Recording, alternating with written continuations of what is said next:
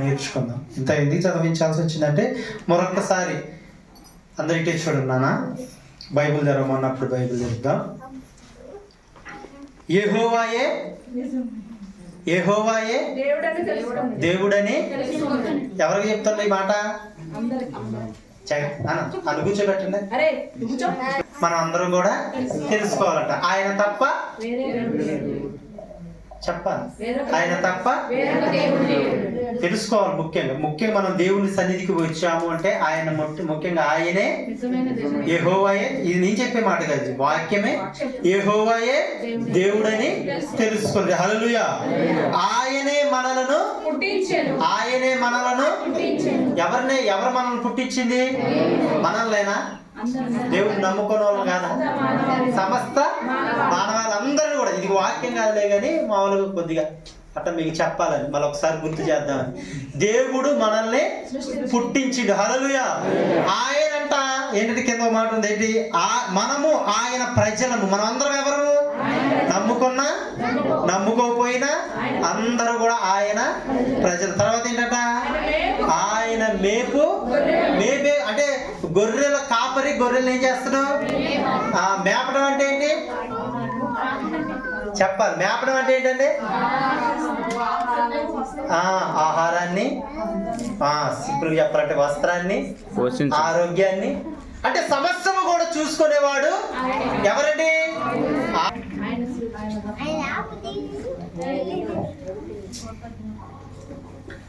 కాసేపు ఆలోచించుకున్న తర్వాత కాసేపు ఆలోచించుకోండి. వాక్యం చెప్పేటప్పుడు ఖచ్చితంగా నాకే ఎంత కోపం వచ్చిందంటే దేవుడికి ఎంత కోపం అవుతుంది ఏమండి?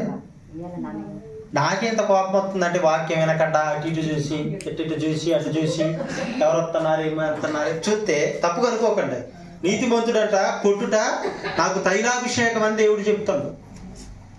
భక్తుడు చెప్తున్నాడు, దావీదు భక్తుడు. కొన్ని మీకు కోపం వచ్చే మాటలు చెప్పినా పర్లేదు కానీ మీరు ఆశీర్వదించబడాలి. అర్థమవుతుందండి? మీకు కోపం వచ్చినా పర్లేదు, నొప్పించేవాడు ఎవరండి? నిజమైన స్నేహితుడు. వాక్యం వినండి. వాక్యం వినకుండా అనాలోచితంగా ఎందుకుంటున్నారు? ఇంటికాడ ఏం పెట్టి వచ్చినవా? తప్పు కనుక్కోకండి. వాక్యం వినకపోతే బాధ అనిపిస్తుంది. సేవకుడికి ఎలా ఉంటుంది తెలుసా అండి? ఒక గుణపం తెచ్చి వెనక నుంచి పొడిచినట్టే ఉంటుంది వాక్యం వినకుండా. హల్లెలూయా. బాధపడుతున్నారా? ఆయనే నిజమైన దేవుడు. ఆయనే మనల్ని పుట్టించిన, ఆయనే మనల్ని మేపేవాడు. హల్లెలూయా. సమస్తము కూడా ఆయనే చేసేవాడు అండి. కానీ ఇక్కడ ఒక మాట ఉంది ఏంటంటే, యెహోవా దయాళుడు, ఆయన కృప నిత్యముండు. ఇంతసేపు సాక్ష్యం కూడా చెప్పారు చాలా మంది. ఏటికముగా ఉన్నాను, ఆయన కృప ద్వారానే నేను జీవించి ఉన్నాను. కృప అంటే ఏంటండి? కృప అంటే ఏంటి? ఇప్పుడు ఒక అతనికి బాగా నీరసంగా అంటే బాగా సీరియస్గా ఉంది. హాస్పిటల్కి వెళ్ళారు. ధనము ఉన్నది వాళ్ళకి. ఆ హాస్పిటల్ డాక్టర్ దగ్గరికి వెళ్ళి ఎంత డబ్బు ఖర్చు అయినా పర్లేదు కానీ ఈయన బ్రతకాలి, బ్రతికించండి అంటే సర్లే మా శాయశక్తిలో మేము ప్రయత్నిస్తాము. తర్వాత దేవుని కృప, దేవుని దయ అంతే కదా. అంటే మనము చేయలేనిది దేవుడు ఉచితముగా. ఇప్పుడు సపోజ్ మీకు అర్థం కావాలంటే ఒకసారి చెప్పాను నేను. ఒక పిల్లవాడు 10th క్లాస్ పరీక్షలు పిల్లవాడు 35 మార్కులు వస్తే వాడు పాస్ అవుతాడు. 30 మార్కులే వచ్చింది వాడికి. 30 మార్కులు వస్తే వాడు దేవుడు కృప. ఎవరది? ఒక 5 మార్కులు ఎక్స్ట్రా పాస్ చేసింది. ఎవరి కృప అది? అరే కష్టపడాల, కానీ కష్టపడాలి, కానీ అందుట్లో దేవుని కృప కూడా ఉండాలి. అంటే మీకు అర్థం కావాలని చెప్తాను. అంటే ఒక మాట అంటుండో, ఏ మాట అంటే నరుల కష్టార్జితము చేత వాళ్ళు ఆశీర్వదించబడరంట, వాళ్ళు దీవించబడరంట. అర్థమవుతుందండి? ఒకసారి తీద్దాం. సామెతల గ్రంథం తీయన్నాను స్పీడ్గా. అందరు నాకేనా చూడండి. మీరేమి ఇది వాక్యాలు ఎందుకు ఎక్కువ తీపేమనంటే మీరు డైవర్ట్ అవుతారని. 10వ అధ్యాయము స్పీడ్గా 22. యెహోవా ఆశీర్వాదము ఐశ్వర్యం ఇచ్చును, నరుల కష్టార్జితం చేత ఆ ఆశీర్వాదము దేవుడే, ఇదే చూడండి, దేవుడే ఆశీర్వదించేవాడు, దేవుడే ఐశ్వర్యం ఇచ్చేవాడు. హల్లెలూయా. దేవుడే ఆశీర్వదించేవాడు, దేవుడే ఐశ్వర్యం ఇచ్చేవాడు. కానీ నువ్వు కష్టపడుతున్నావే, ఆ కష్టార్జితం చేత అంటే నువ్వు ఆశీర్వదించబడమంట. దేని చేత ఆశీర్వదించబడతావు? దేవుని కృప చేత. ఏంటండి? కృప చూపి దరి చేర్చినను నీ కృప నిత్యముండును,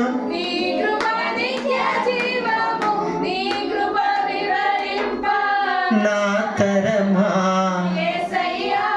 హల్లెలూయా. అంటే కృప ఖచ్చితంగా చూడండి, కృప అంటే అర్థమైందండి, మనం కష్టపడాలి, ఖచ్చితంగా కష్టపడాలి. కానీ దాంట్లో ఇప్పుడు మన సీని గారు మిరపతోట వేశారు, సపోజ్ చెప్తున్నా, మిరపతోట వేశారు. అప్పటిదాకా 15,000 రేటు ఉంది, ఆయన అమ్మే సమయానికి 20,000 వచ్చింది రేటు. ఏంటంటే ఎంత కష్టపడాలండి. చూడండి, మనం అంటే చూడండి, మనం ఎంత కష్టపడినా ఒక్కోసారి ఫలితం ఉండదు. కానీ దేవుని కృప ఉంటే మన జ్ఞానము చేత, మన శక్తి చేత ఏది జరగదు. కానీ కష్టపడమంటుండో, కాకపోతే అందిట్లో కూడా దేవుని కృప ఉండాలంట. హల్లెలూయా. దేవునికి స్తోత్రం. ఇంకో విషయం మీకు చెప్పాను, అద్భుతమైన మాట. దేవుని కృప కంటే మనం పాత్రులం అంట. దేవుని కృపకు మనం వారసులం అంట. ఇప్పుడు అంటే ఒక కుటుంబంలో తల్లిదండ్రులు ఉన్నారంటే వాళ్ళు కష్టపడిన కష్టార్జితం మొత్తం కూడా బిడ్డలకి హక్కు ఉంటుంది. ఉండదా అంటే పక్క వారికి ఎవరికైనా ఉంటుందా? బిడ్డలకు మాత్రమే హక్కు ఉంటుంది. కాకపోతే ఏంటంటే బిడ్డలకు హక్కు ఉంటుంది రైటే, కానీ దేవుడు కృపామయుడు, ఆయన కృపకు కూడా మనము హక్కుదారులు. హల్లెలూయా. అర్థమైంది అన్నమాట. ఒకసారి చప్పట్లు కొట్టండి. ఏది తెలిసి చప్పట్లు కొట్టమందే? ఆయన కృపగల దేవుడు. ఆ కృపకు మనము పాత్రులము, హక్కుదారులము, వారసులము. హల్లెలూయా. ఆయన కృపనిచ్చేవాడు, ఆయన ఉచితముగా కృపనిచ్చేవాడు. మనకు రక్షణ ఉంది, మనం మంచోళమని రక్షించబడ్డామా? కేవలము ఆయన కృప చేతనే.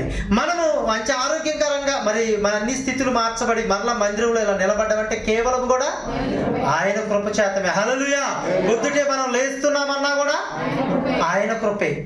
ఆయన కృప ఇచ్చేవాడు. కృపకు కూడా మనం అందరం కూడా, ఇది మాత్రం ప్రతి ఒక్కరు కూడా గుర్తు పెట్టుకోవాలి. మరియమ్మ గారు తెలుసా అండి? మరియమ్మ గారు అంటే ఎవరు?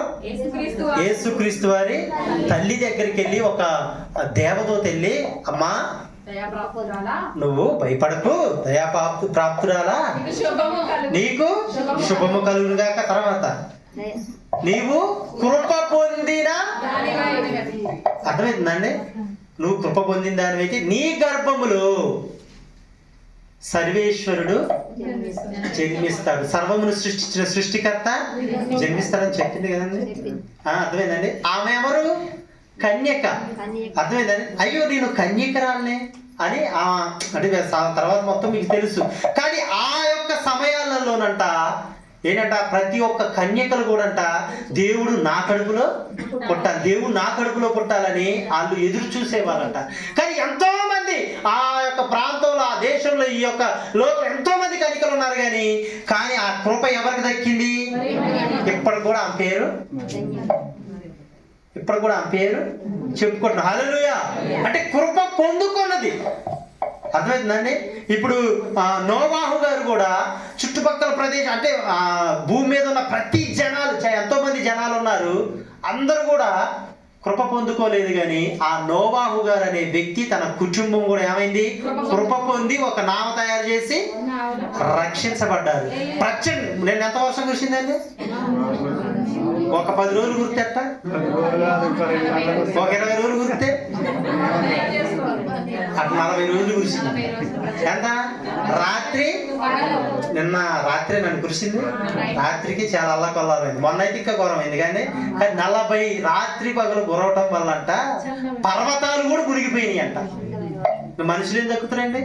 ముందుగానే దేవుడు నావ తయారు చేయమంట నావావు గారు అనే వ్యక్తిని పిలిచి, అయ్యా నువ్వు అందరి మీద నువ్వు నా యందు భయభక్తులు కలిగి ఉన్నావు, నువ్వు కృప పొందుకున్నావు, కృపగా నా కృప నీకుంది, ఏంటి నువ్వు నావ తయారు చేయనప్పుడు 100 సంవత్సరాలు ఆయన నావ తయారు చేసిండు. ఆ 40 దినములు ప్రచండ వర్షం కురిచినప్పుడు తనతో పాటు తను భక్తి చేయటం వల్ల తనతో పాటు తన కుటుంబం మొత్తం కూడా రక్షించబడదు. హల్లెలూయా. ఇప్పుడు నువ్వు కూడా కృప పొందుకున్నావు. పక్కలకు చెప్పండి, నువ్వు కూడా కృప ప్రాప్తురాలు, కృప పాత్రుడు. పక్కన చెప్పండి, ఏం కాదు. నీకు కృప ఉంది, దేవుని కృప ఉంది చెప్పాలి. నీకు దేవుని కృప, నువ్వు కృపకి వారసురాలు, నీవు కృపకి వారసుడు. హల్లెలూయా. కొంతమంది జాగ్రత్తగానండి, అప్పటిదాకా దేవుని నమ్ముకోక ముందల చాలా ఇబ్బందులు పడతారు, కొన్ని సమస్యలు పడతారు, కొన్ని ఇబ్బందులు పడతారు, దారిద్ర్యాన్ని కొన్ని అనుభవిస్తారు. దేవుని నమ్ముకోగానే వాళ్ళ స్థితులు మార్చిపడతాయి. ఎందువల్ల? దేవుణ్ణి నమ్ముకోగానే, దేవుణ్ణి తెలుసుకోగానే వాళ్ళ పరిస్థితులు మార్చబడతాయి. వాళ్ళ స్థితి దినదినము ఏమైపోతా ఉంటది? అంటే నమ్ముకున్నంత మాత్రం మంచులు అయిపోయారా? దేవుని నమ్ముకొని, దేవుని తెలుసుకొని ఆయన రక్షణ పొందుకోబట్టి దేవుడే కొన్ని వ్యాధి బాధలు ఉంటాయి. ఎప్పటి నుంచో దగ్గరే కూడా దేవుని నమ్ముకోగానే ఎంతోమంది చూస్తుంటారు కానీ కొంతమంది చనిపోయి, అయ్యా నేను చనిపోయే వ్యక్తిని దేవుడు నన్ను ఆయన కృప చేత రక్షించిన. దేవుని నమ్ముకోకపోతే అసలు నేను ఈ లోకంలోనే ఉండేవాను కాదు. వాస్తవంగా నా గురించి ఎప్పుడు నేను చెప్పాను, నా గురించి నేనే చెప్తాను. నేను ఒకవేళ దేవుని నమ్ముకోకపోతే మేమందరం నేను ఎలాగా చెప్పేవాను. దేవుని కృప చేత ఈ రకంగా ఉన్నా. హల్లెలూయా. మరి మనం అందరము కూడా కృపకి పాత్రులు. ఆయన కృప నిత్యము కూడా ఉంటది. ఆయన కృప ఖచ్చితంగా మనకి నిత్యము ఉంచే దేవుడు కృపకు కూడా మనం వారసులం. రైటే, అంతా బాగానే ఉంది. ఓకేనండి, అంతా బాగానే ఉంది. మన కృప దేవుడు ఇచ్చిందా? ఉందా? మన కృపకు వారసులమే కండి. మన ఆస్తికి ఎవరు వారసులు? మరొకసారి రిపీట్ చేద్దాం. మన ఆస్తికి ఎవరు? ఆయన కృపామయుడు. ఆయన కృపకి ఎవరు వారసులు? మనమేనండి. ఓకే, రైతే, బాగానే ఉంది. ఇప్పుడు దాకా కూడా అంతా బాగానే ఉందండి. సరే, ఇప్పుడు ఒకసారి తెద్దామండి ఏప్రిల్ రాసిన పత్రిక. ఏప్రిల్ రాసిన పత్రిక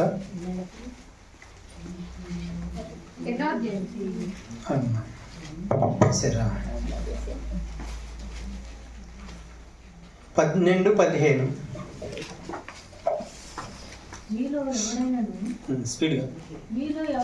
మీలో ఎవడైనను దేవుని కృపను తప్పిపోవునేమో అనియు ఏదైనా వేరు ఏదైనా మొలిచి కలవరపరచుట వలన అనేకులు అపవిత్రులై పోదురేమో అనియు ఒక పూట కూటి కొరకు తన జ్యేష్ఠత్వపు హక్కును అమ్మివేసిన ఏసావు వంటి భ్రష్టుడైనను వ్యభిచారి అయినను ఉండునేమో అనియు జాగ్రత్తగా చూసుకొని. చాలు. హల్లెలూయా. మరొక్కసారి చెప్తున్నా, మనం అందరం కూడా కృప పొందిన వారం. ఓకేనండి.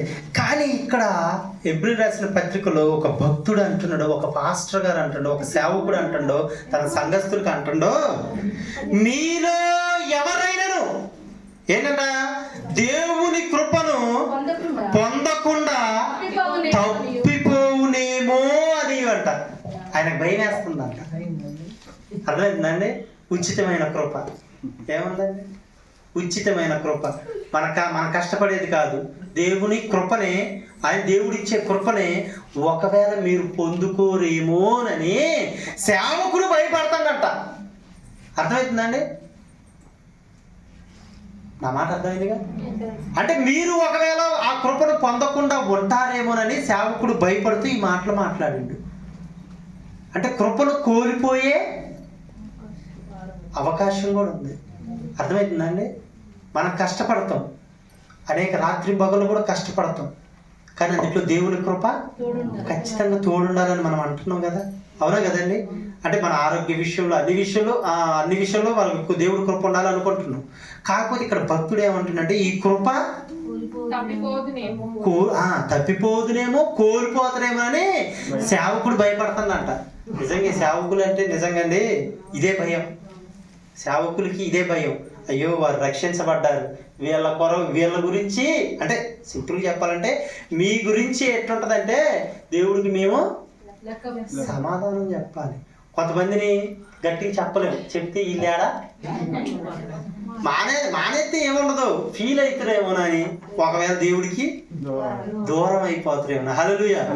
అర్థమవుతుందండి. ఒకవేళ గట్టిగా చెప్దామా, సరే ఎట్టనే సరే వాక్యంలో అన్నా చెప్పాలంటే, కాకపోతే అప్పుడు మనం చెప్పాలనుకుంటాం, కానీ ఇక్కడ దేవుడు ఏది మాట్లాడితే అది చెప్తూ వీళ్ళు ఇట్లా మాట్లాడుతున్నారు కాబట్టి ఇలా గురించి చెప్పాలని అనడానికి లేదు. హల్లెలూయా. దేవునికి స్తోత్రం. ఇప్పుడు ఒక విషయం ఏంటంటే, ధనాన్ని కోల్పోయినా పర్వాలేదు, జాగ్రత్త ఇటేనండి. ధనాన్ని కోల్పోయినా పర్వాలేదు, దేవుని కృప ద్వారా ఆ ధనాన్ని మనం సంపాదించవచ్చు. అర్థమవుతుందండి. ఆరోగ్యాన్ని కోల్పోయినా పర్వాలేదు, దేవుని కృప చేత మరలా ఆరోగ్యం వస్తుంది. కానీ ఇంటి చూడండి, ఆ కుటుంబంలో విశాలత కోల్పోయి ఆ ఇరుకు మార్గాన్ని పోతున్నామా, అయినా పర్వాలేదు, దేవుని కృప చేత ఆ ఇరుకుపోయి విశాలత కలుగ చేస్తుంది. ఏంటి అంటే లాభం కోల్పోయినా పర్వాలేదు, దేవుని కృప చేత మరలా లాభంలో తీసుకొస్తుంది. కృపనే కోల్పోతుంది. అర్థమవుతుంది అన్న మాట. ఆరోగ్యం మళ్ళీ రిపీట్ అవుతుంది. ఆరోగ్యం పోయినా మళ్ళీ ఎట్టవుతుంది, ధనం కోల్పోయినా మళ్ళీ ఎట్టవుతుంది, మరి కృప కోల్పోతుంది. బాబా కృప కోల్పోతే అంట, మరి కృప కోల్పోయే అవకాశం ఉందండి. చాలా జాగ్రత్త. దేవుడు కృప ఎలా కోల్పోద్దని తెలుసా అండి? ఏంటంట, చేదైన వేరు ఏదైనా నీలో మొలచి కలవరపరచుట అనేకులు అపవిత్రులని పోదురేమో అనియు ఒక్క పూట కూటి కొరకు తన జ్యేష్ఠత్వం అమ్మివేసిన ఏశావు లాంటి. హల్లెలూయా.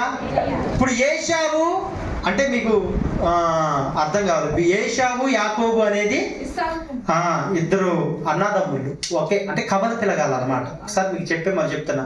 ఏశావు యాకోబు. ఇప్పుడు ఒక భూమి ఉందనుకోండి, ఒక 5 ఎకరాల భూమి ఉందనుకో, ఎవరికి ఎక్కువ భూమి వస్తుంది?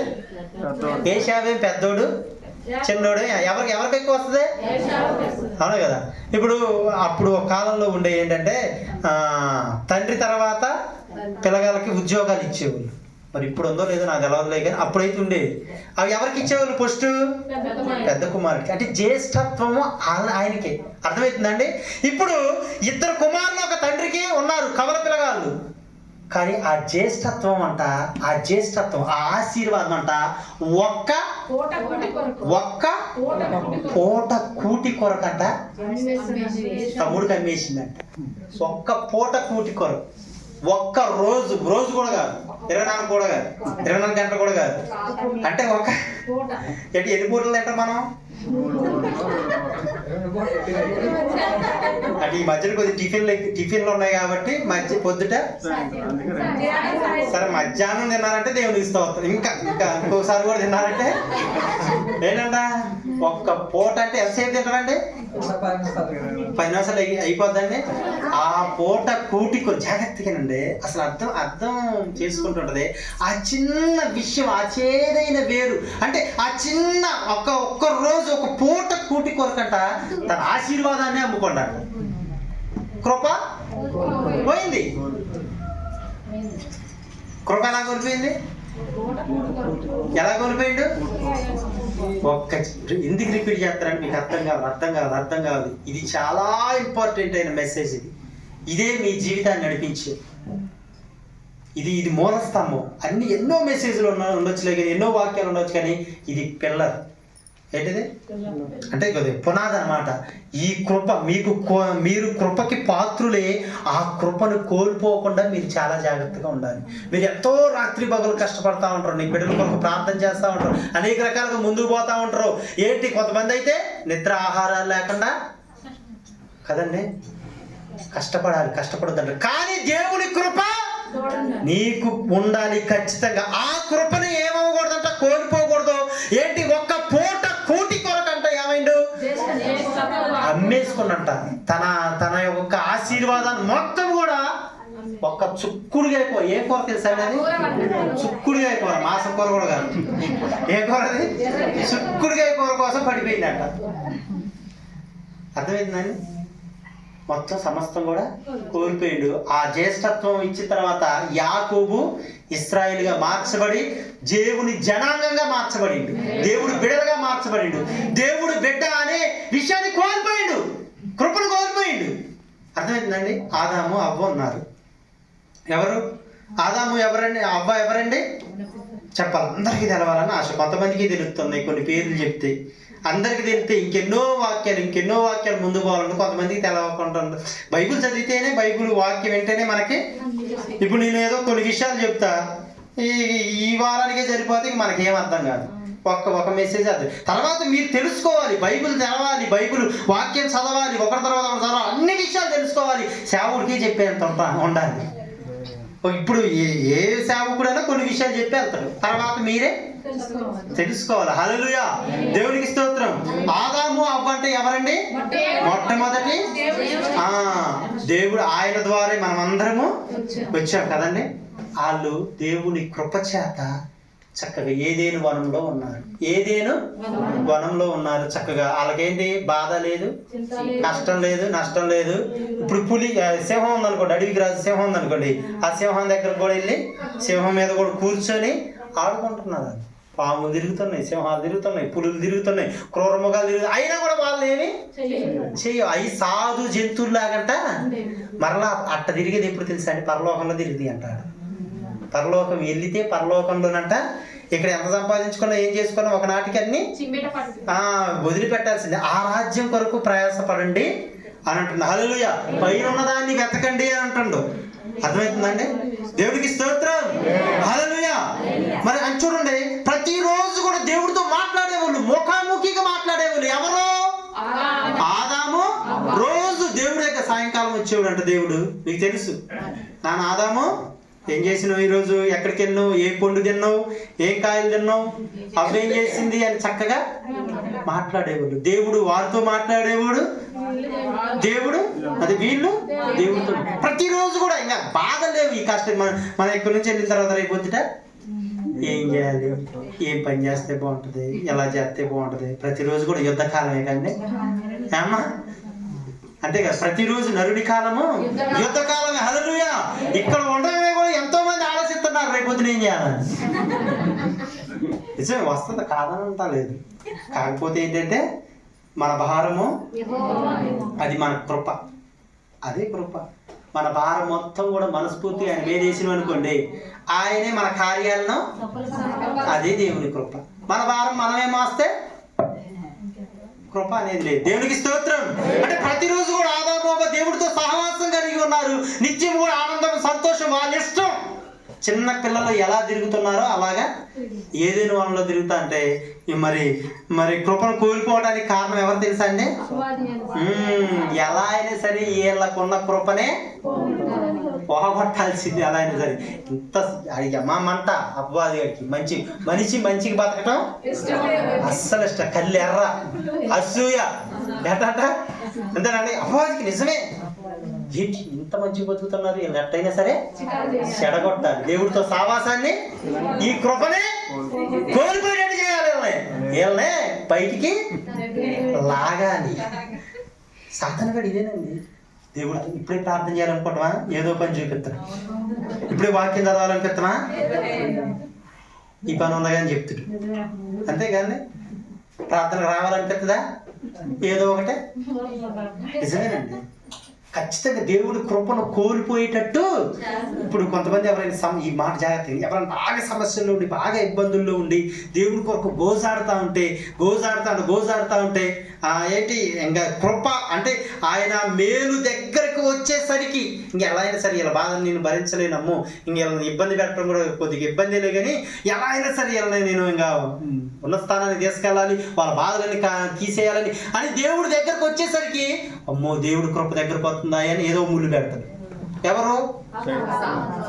అప్పుడు మరలా ముళ్ళు పెట్టడం అంటే ఏంటి? దేవుడి సావాసాన్ని కోల్పోవటమే. దేవుడు ఏదైనా ఏదో ఒక చేదైన వేరు మళ్ళీ అమ్మటి మళ్ళీ కష్టపడాలి. మనకి అర్థమవుతుందండి? మళ్ళీ కృప కొరకు.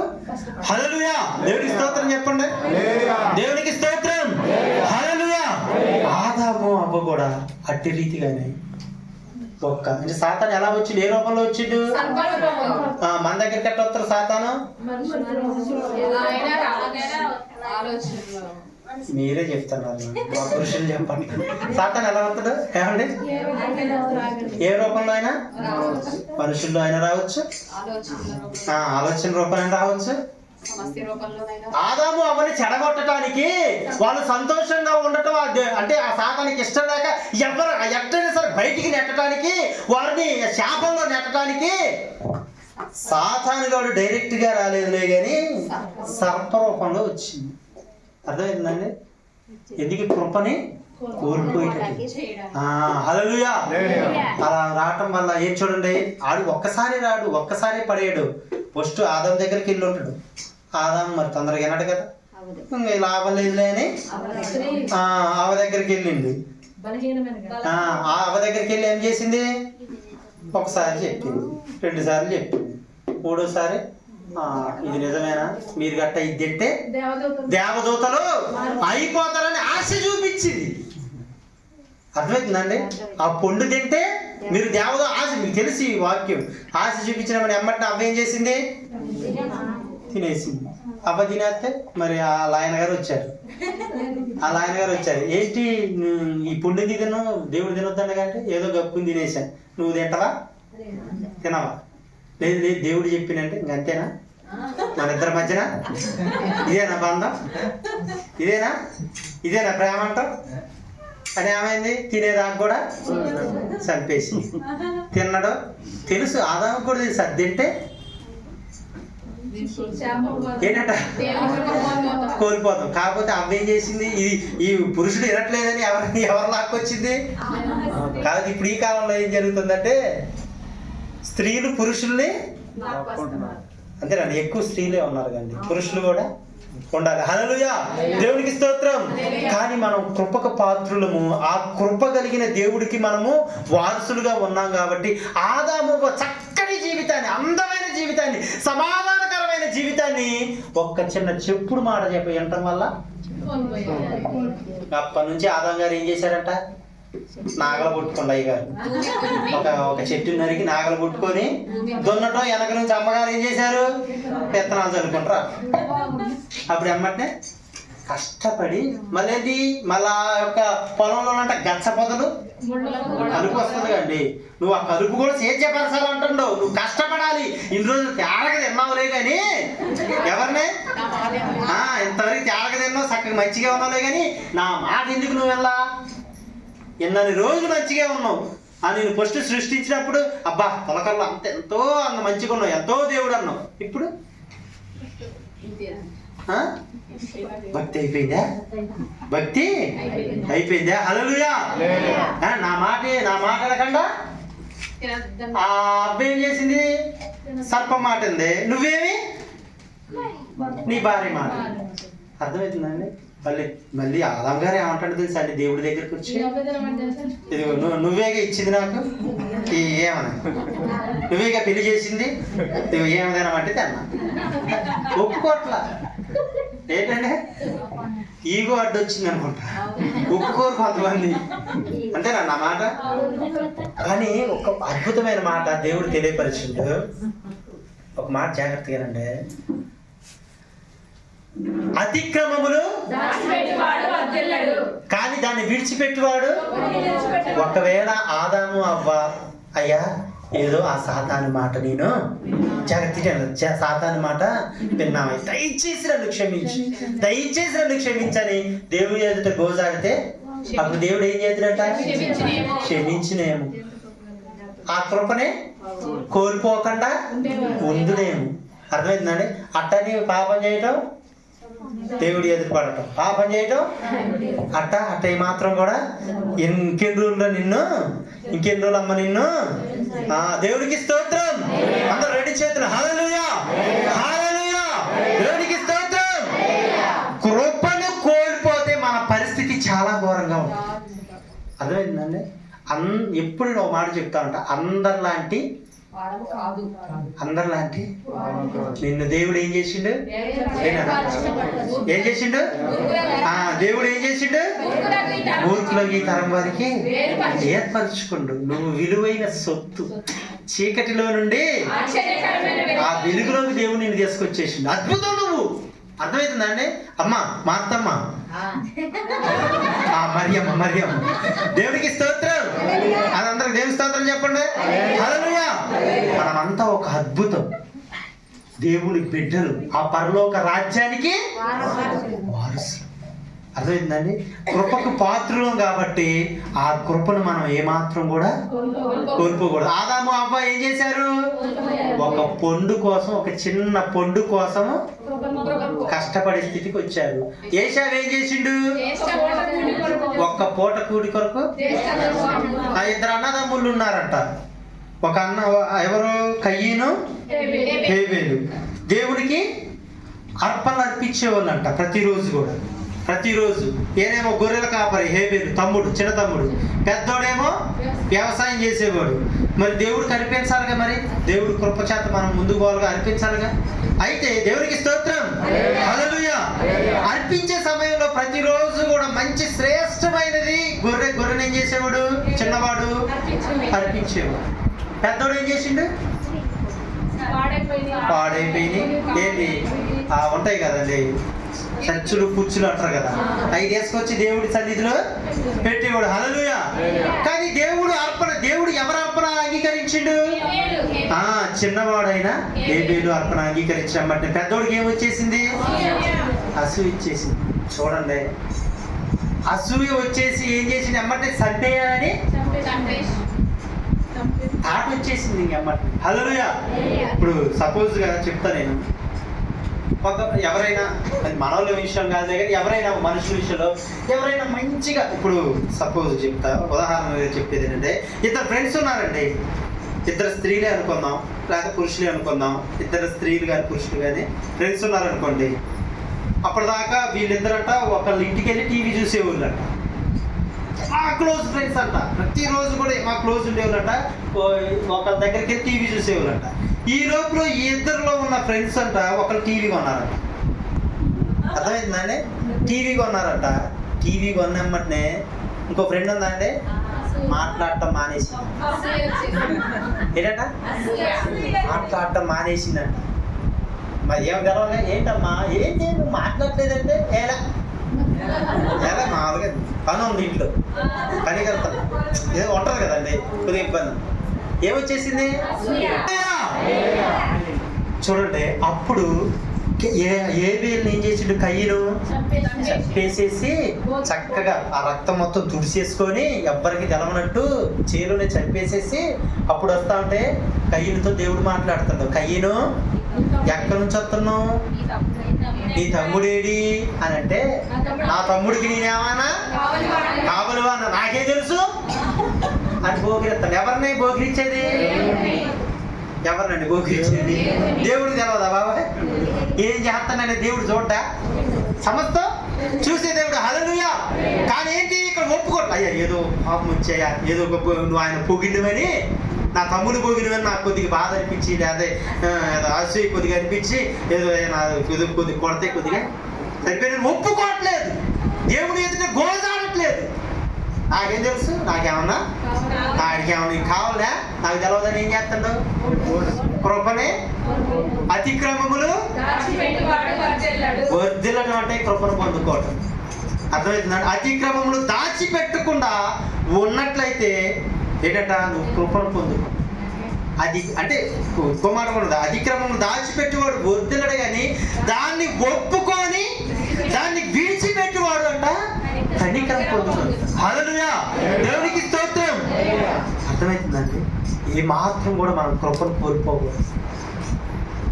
కృపను కోల్పోయేలాక మనం ఎంత మాత్రం కొంతమంది ఏం చేస్తారు? మాట ద్వారా దేవుడి కృపను కోల్పోతారు. సడన్గా ఏది పడితే మాట్లాడేస్తారు. ఏం మాట్లాడుతారో గ్రహింపు కూడా ఉండదు. అర్థమవుతుందండి? మన నోటికి వచ్చింది కాబట్టి కాదు, మన అది మన ఆ మాట కూడా నీలో ఉన్న కృపను ఏం చేస్తుంది? కొంతమంది చూపుల ద్వారా, ప్రవర్తన ద్వారా చేదైన వేరు నీలో ఏదున్నా, ఎదుటివారి మీద ఇంత ద్వేషం ఉన్నా, అసూయ ఉన్నా, ఏదున్నా కూడా మనం అంట కృపకి పాత్రులము. కొద్దిగా దేవుడు కొద్దిగా గట్టిగా మాట్లాడుతుంది కానీ కదండి. దేవుడి కృపను మనం కోల్పోకూడదు. ప్రతి ఒక్కరు కూడా దేవుని కృపను మనం కోల్పోకూడదు. హల్లెలూయా, దేవునికి స్తోత్రం. కృపను ఎలా కోల్పోతారు అంటే చేదైన వేరుతో పాటు దేవుని సావాసాన్ని కూడా. దావీదు కూడా తప్పు చేసి, దావీదు అంటే తెలుసు కదా, దావీదు గొలియాతును చంపిన వ్యక్తి. హల్లెలూయా. మొట్టమొదటి అంటే రెండో ఇశ్రాయేలు రాజు. అంటే ఒక స్త్రీని చూసిండు, స్నానం చేస్తా ఉంటే చూసిండు. చూసి ఏం చేసిండు, ఎమ్మటినే తన మనసు ఒప్పుకోక ఆ స్త్రీనే తీసుకొచ్చి ఆమెతోటి వ్యభిచారం చేసి, అర్థమైందని వ్యభిచారం చేసి ఎమ్మటినే ఎవరికి తెలవలేదులే అనుకోండో, నేను రాజులుగా నేను ఏదైనా చేయొచ్చుగా అనుకోండో, తెర చూస్తే అది ఎవరు చూశారు? దేవుడు చూసి సేవకుడికి చెప్పిండు. ఎవరికి చెప్పిండు? సేవకుడికి చెప్పిండు. ఏంటో కానీ నాకు ఒక డౌట్ వస్తూ ఉంటుంది. ఇక మన వల్ల ప్రతి పరిస్థితులు మొత్తం కూడా దేవుడు ఎవరో ఒకదారో లేకపోతే ఏదో ఒక కలో దర్శనం ఏదో మాట ద్వారా ప్రార్థన చేసినప్పుడు తెలిసిపోతూ ఉంటాయి అంతేనా? సేవకులు ఖచ్చితంగా తెలుస్తుందండి. ఇప్పుడు మనం నుంచున్నాం కానీ వాళ్ళ పరిస్థితి తెలిసిపోతాయి. కాకపోతే వాళ్ళని గప్పుకుని ఏది అనలేములే కానీ వారి కొరకు ప్రార్థన చేసి దేవుడి ఎదుట.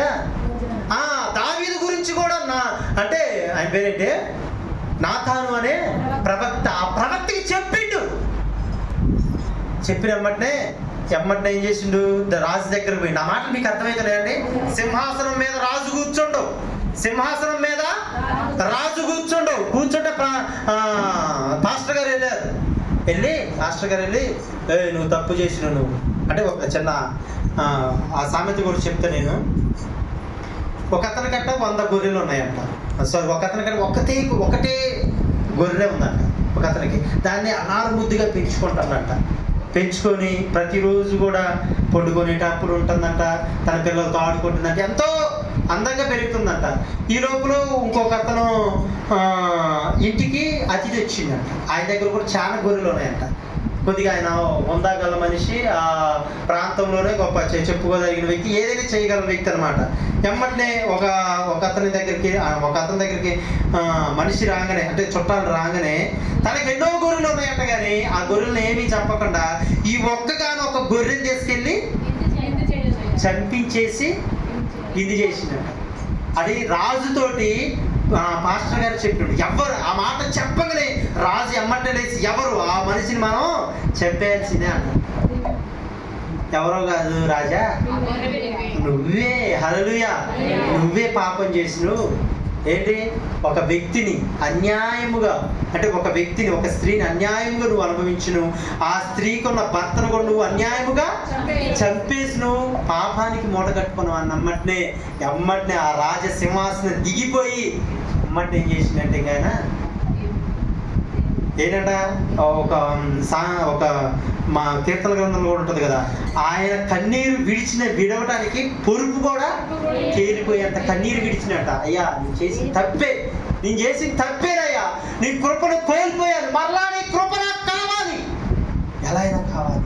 ఆయన తండ్రి నన్ను క్షమించు ప్రభువా అనంట 7 రోజులు ఉపవాసం ఉండి దేవుని తట్టు తిరిగినట్ట. గోనె పట్ట కట్టుకొని ఏంటంటే బూడిద పోసుకొని ఒక రాజు సైతం కూడా దేవుడికి గడగడ వణికి 7 రోజులు అన్నపానములే మర్చిపోయి నన్ను ఎలా అయినా క్షమించు, నీ కృప నన్ను మాత్రం విడిచిపోకూడదు ప్రభువా అని గోజాడిందంట.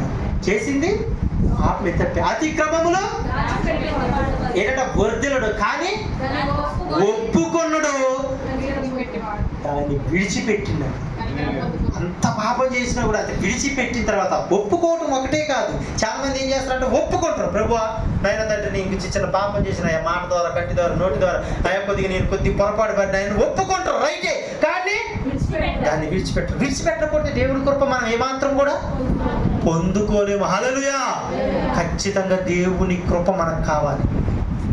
కృపను మిస్ అవ్వదు. అర్థమవుతుందండి? దేవుడి కృప ఎలా అయినా ఉంటుంది. ఎలాగైనా నీకు మేలు చేయగలడు ఆయన. ఏ రకంగా నిన్ను పైకి తీసుకురాగలడు, ఏ రకంగా నిన్ను అనేకులకు మాదిరికరంగా ఆశీర్వాదకరంగా మార్చగలడు. అది నీ శక్తి చాలదు, నీ బలము చాలదు, నీ జ్ఞానము చాలదు, నీ ఆలోచన చాలదు. దేవుని కృప చేతనే జరిగిద్దండి. అర్థమైందండి? ఆ కృపనే కోల్పోతే, ఆ కృప కోల్పోతే ఎలా కోల్పోతాం మనకే తెలుసు. ఎవ్వరు దేవుని కృపను కోల్పోతున్నారు, అది ఎవరికి తెలుస్తుంది? ఎవ్వరు కాలే తెలుస్తుంది. దేని ద్వారా నేను దేవుని కృపను మిస్ అవుతున్నా, ఎంతో ప్రార్థన చేస్తున్నా, ఏ రకంగా నేను ముందుకు పోతున్నా, దేవుని మందిరానికి వెళ్తున్నా, దేవుడికి ఇస్తున్నా, నేను దేవుని కృపను ఒకవేళ కోల్పోతున్నాను. దీనివల్ల ఒక్కసారి చేదైన ఏంటట చేదంటే ఏంటి? మారా. ఆ చేదైన వేరు నీలో ఉన్నదో లేదో ఏం చేయాలంట? పరీక్షించుకోవాలి. మారాన్ని ఏం చేస్తాడు దేవుడు? మధురంగా మారుస్తాడు. హల్లెలూయా. దేవుడు మనల్ని విడిచిపెట్టడానికి కాదు, దేవుడు మనల్ని తోసివేయడానికి కాదు, దేవుడు మనల్ని రక్షించింది, తన స్వరక్తం ఇచ్చి ప్రాణం పెట్టింది. అర్థమైందండి? నీ కొరకు ప్రాణం పెట్టిన దేవుడు ఉన్నాడు. హల్లెలూయా. నీ కొరకు రక్తాన్ని కాల్చిన దేవుడు ఉన్నాడు. ఆయన ఇచ్చే ఉచితమైన కృపను ఏమాత్రము కూడా కోల్పోకూడదండి.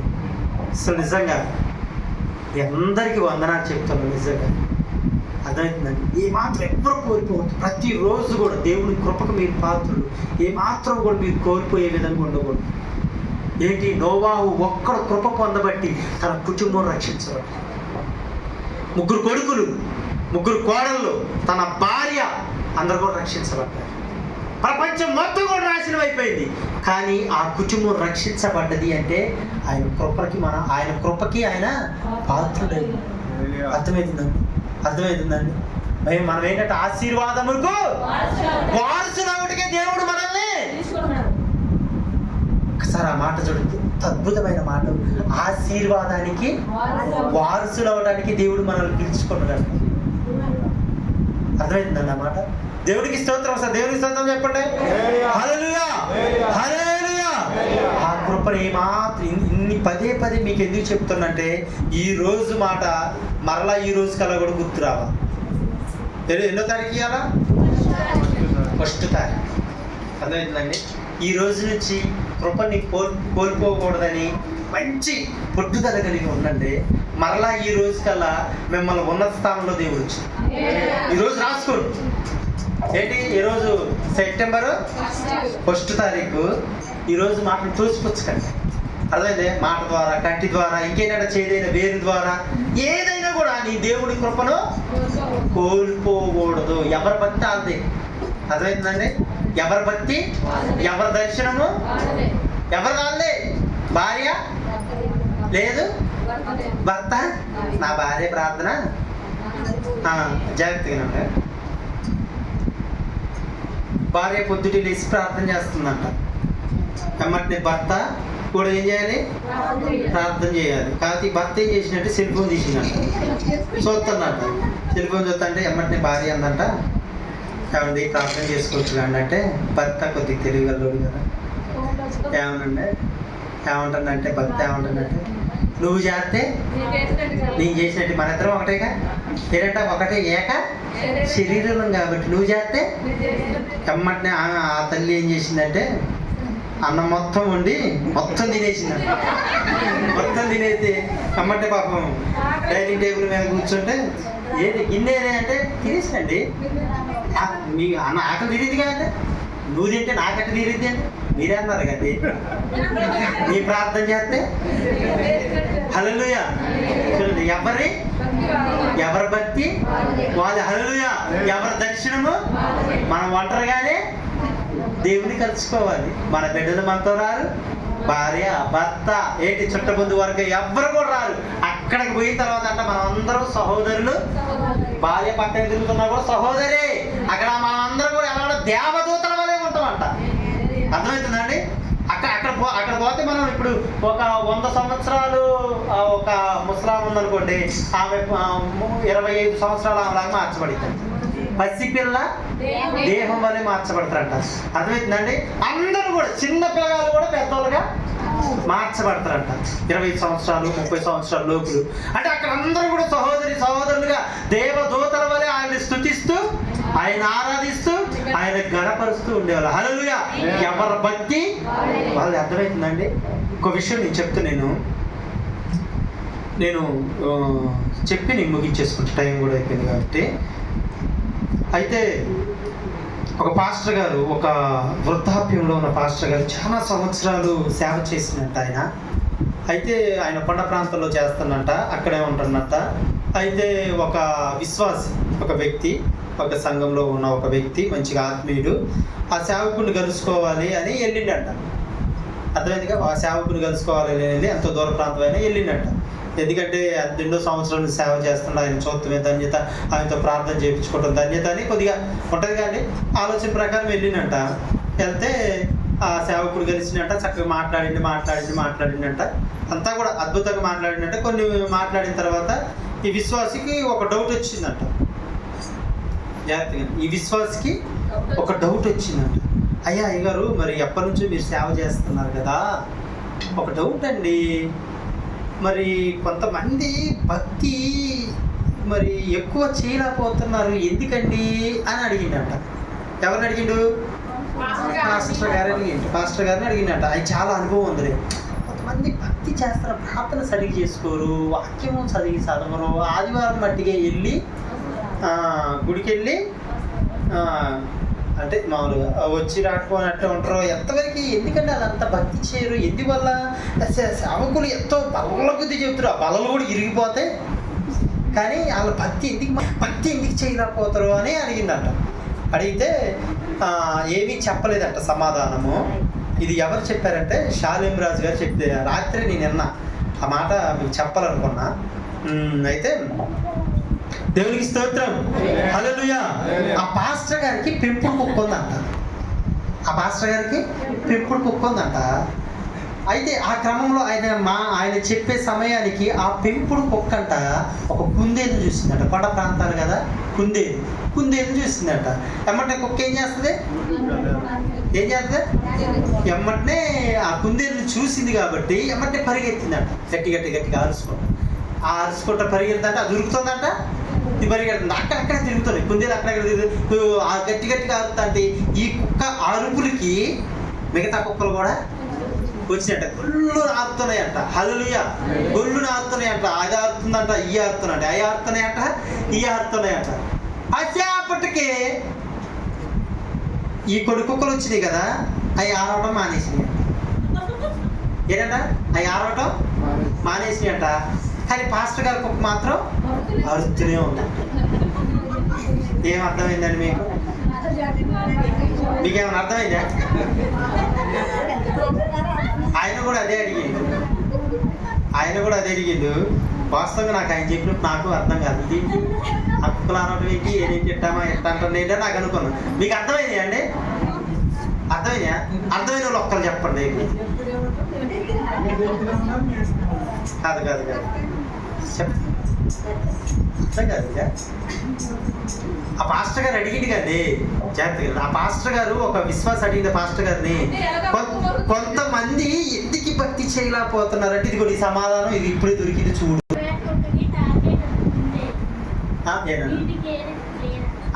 చెప్పండి ఒకసారి.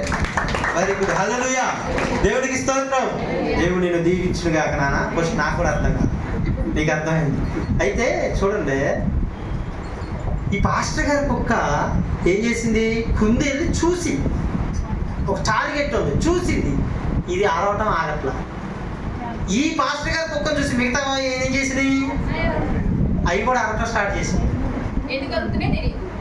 అవి అరవటం స్టార్ట్ చేసింది. ఎందుకు అరుతున్నాయి? ఇది అరుతుంది కాబట్టి. ఎందుకు అరుతుందో దానికి కూడా అర్థం కాదు. ఎవరు ఆ కుక్క కూడా అర్థం కాలేదు.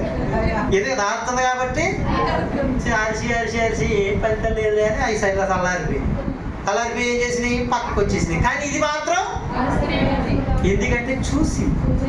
ఏంటి? కల్లారా చూసింది. హల్లెలూయా, కల్లారా చూసింది. ఆ కుందేలు ఎలా అయినా సరే పట్టుకోవాలి చూసింది.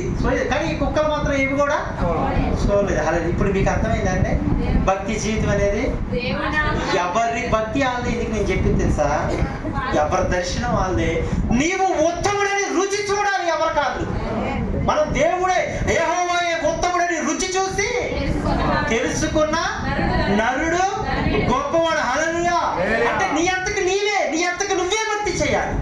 ఎవరి భక్తి మాట్లాడాలి, ఏమమ్మా ప్రార్థన చేసుకోవచ్చుగా అని భర్తకు భార్య చెప్పాల్సిన అవసరం లేదు. భర్తకి ప్రార్థన చేసుకోవచ్చు కానీ ఎందుకు ప్రతి వ్యర్థమైన దానికి సమయం అవుతుంది. దేవుడికి సమయం ఉంటే మన జీవితాలు మార్చబడతాయని చెప్పాల్సిన అవసరం లేదు. హల్లెలూయా. నీ అంతకు నువ్వే భక్తి చేయాలి అంటే దేవుని ఉత్తముడని, దేవుడు సర్వశక్తిమంతుడు ఆ రుచి చూడాలి, దేవుడిని నువ్వు అనుభవించాలి. ఎలా అంటే ఆ ఆత్మ ద్వారా. హల్లెలూయా. దేవుడు గొప్ప దేవుడు అని తెలుసుకోవాలి. అర్థమవుతుందండి?